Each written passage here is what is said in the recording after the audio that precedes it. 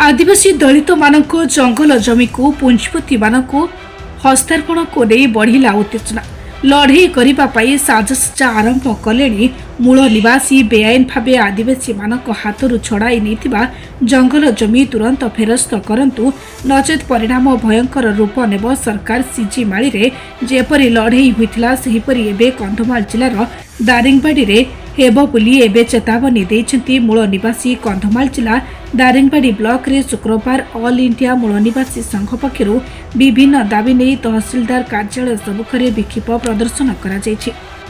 संघर सभापति प्रशांत प्रधान एवं संपादक नीरज प्रधान नेतृत्व में शताधिक संघ सदस्य सारिंगी इर्फी आंबतोटाठारे एकत्रित होई सेठारे एक सभा अनुष्ठित होइतला।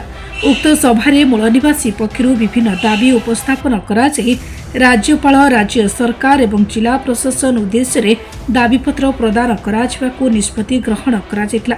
उक्त दाबीपत्र रे भूमिहीन लोकंकु तुरंत जमी पट्टा प्रदान, स्थानीय जनजाति को जंगल जमी पट्टा प्रदान, जनजाति अध्युषित अंचल ग्राम सभार बिना अनुमोदन रे सरकार विभिन्न पुंजीपति कंपानी हाथ को प्राय 2200 एकर जमी प्रदान करदेबाकू चिन्हट करिथिबा बेआईन भावे तांकू कार्यकारी करी जनजाति को विस्थापन करने बंद करने एवं दारिंगबाड़ी सांजसरू उन्नयन ट्रस्ट रु रद्द करने हाथीमुंडा पंचायत रे ग्राफाइट खनि खनन सोनपुर पंचायत रे जलभंडार निर्माण को विरोध आदि दाबीपत्र रे उल्लेख रही।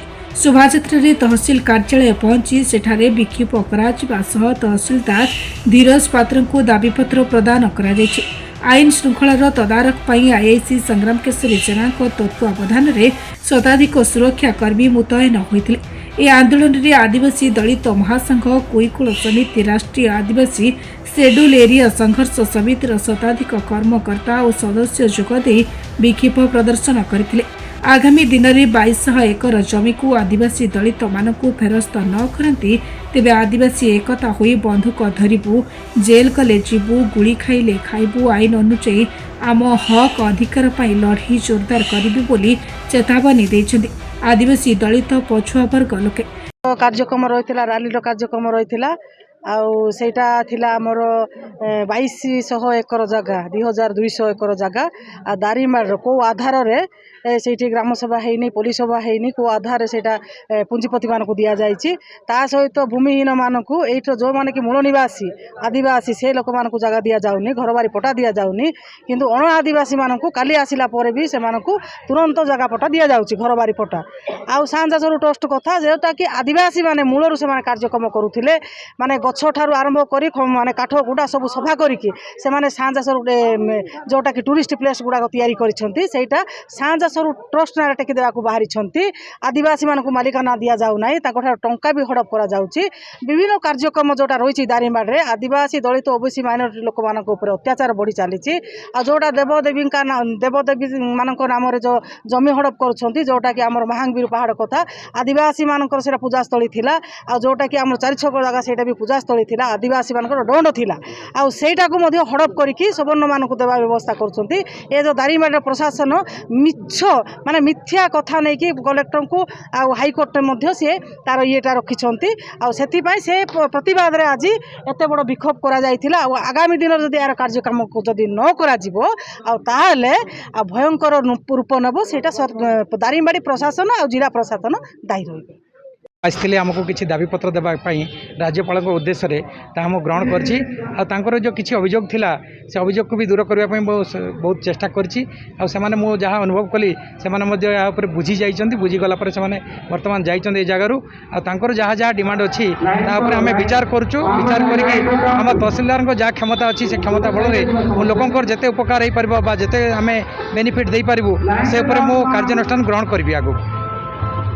ठीक है। मो ना हूँ प्रशांत प्रधान, मु कंधमाल जिला ऑल इंडिया मूल निवासी संघर जिला प्रभारी एवं आज जो आम ऑल इंडिया मूल निवासी संघ तरफ जो दाबीपत्र देइथिलु ताहा आम दारिंगबाड़ी अंचलर शह शह भूमिहीन बापा माँ भाई भौणी मानक पई आम दाबीपत्र देइथिलु।